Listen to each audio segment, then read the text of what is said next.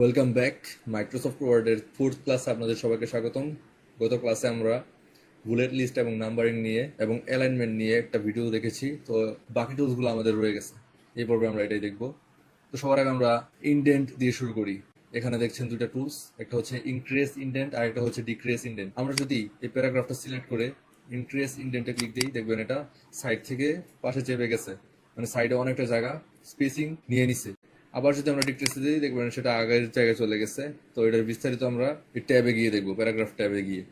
তো আমরা নিজের লাইন স্পেসিং অপশনটা দেখি। আমরা যখন এটা ক্লিক দিব, যখন আমরা মাউস হোভার করতেছি, দেখতেছেন এই সংখ্যা অনুযায়ী সেটা স্পেস হয়ে যাচ্ছে লাইনের মাঝখানে। আমরা যদি আরো নিতে চাই 3-এর থেকে বেশি, তাহলে এড এখানে ক্লিক দিবেন, দিয়ে ওকে দিবেন, দেখবেন সেটা আপনার নেওয়া নাম্বার অনুযায়ী স্পেস হয়ে গেছে। আবার যদি মনে করেন A4 পেজে আপনারা সকল লেটার্স এবং এডিট গুলা একটি A4 পেজে সুন্দর করে সাজাতে চান স্পেসিং কম দিয়ে, তাহলে এখানে এটা সিঙ্গেল সিলেক্ট করে ডোন্ট অ্যাড স্পেস বিটুইন প্যারাগ্রাফে ক্লিক দিয়ে ওকে দিবেন। দেখবেন এটা সুন্দর করে A4 পেজে আপনাদের সকল এডিট গুলো সাজানো গুছানো হয়ে গেছে। তো আমরা লাইন স্পেসিং দেখলাম, এখন আমরা প্যারাগ্রাফের মাঝখানে যে প্যারাগুলো আছে সেগুলোর স্পেসিং দেখবো। যেমন এখানে আছে দেখেন বিফোর এবং আফটার। তো বিফোর এন্ড আফটারের কাজ হচ্ছে, আমরা যদি এটাকে সিলেক্ট করি, আফটারের সংখ্যাটা ইনক্রিজ করে দিই, দেখবেন এই উপরের প্যারাটা বাদ দিয়ে নিচের সবগুলা প্যারার মাঝখানে স্পেস হয়ে গেছে। আর আমরা যদি বিফোরটা যদি সিলেক্ট করতাম, তাহলে কি হতো? বিফোরটা সিলেক্ট করার মাধ্যমে দেখতে পেলাম আমরা উপর থেকে কিছু অংশ নিচে চেপে গেছে।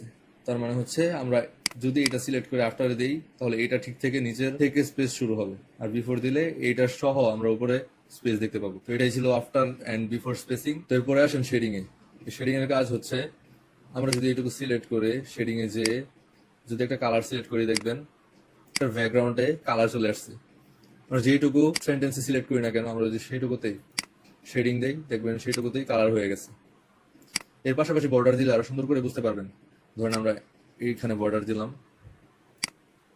আউটসাইড বর্ডার মানে একটা বক্স আকারে বর্ডার হয়ে যাবে, এবং এর ভিতরে একটা কালার দিয়ে দিলাম এবং টেক্সটের রংটা সাদা করে বোল্ড করে দিলাম। এখন দেখেন এটার মধ্যে একটা ভাইব চলে আসছে। তো বর্ডার এন্ড শেডিং এর কাজ এটাই। ধরুন আমরা এর উপরে একটা বর্ডার দিব, তো আমরা টপ বর্ডার দিলাম, হয়ে গেল। বটম বর্ডার আছে, রাইট বর্ডার আছে, আপনারা সকল টুলস ব্যবহার করে দেখবেন। এর পরের অপশনটা হচ্ছে শর্ট। শর্ট বলতে আমরা এখানে দেখতে পাচ্ছি 1 থেকে 9 পর্যন্ত সাজানো। আমরা এখন যদি এটাকে বড় থেকে ছোট করি, ধরুন ডিসেডিং এ দিলাম, দেখবেন এটা 9 থেকে 1 পর্যন্ত শুরু হচ্ছে। সেম ভাবে আমরা আলফাবেট কেউ ব্যবহার করতে পারি। শর্টে যাবেন, টেক্সট সিলেক্ট করে ডিসেডিং এ ক্লিক দিয়ে ওকে দিবেন, দেখবেন F থেকে এ পর্যন্ত শুরু হচ্ছে। তো আমরা ছোট থেকে বড়, বড় থেকে ছোট যদি সাজাই এই নাম্বারগুলো দিয়ে, সে অনুযায়ী সেটা শর্টিং করতে পারবো। তো এই ছিল আজকে প্যারাগ্রাফের ফুল ডিটেলস আলোচনা। পরবর্তীতে আমরা স্টাইলের অপশন এবং ক্লিপবোর্ডের অপশন গুলো দেখার ট্রাই করব। ততক্ষণ পর্যন্ত পাশে থাকবেন। Have a nice day. আল্লাহ হাফেজ।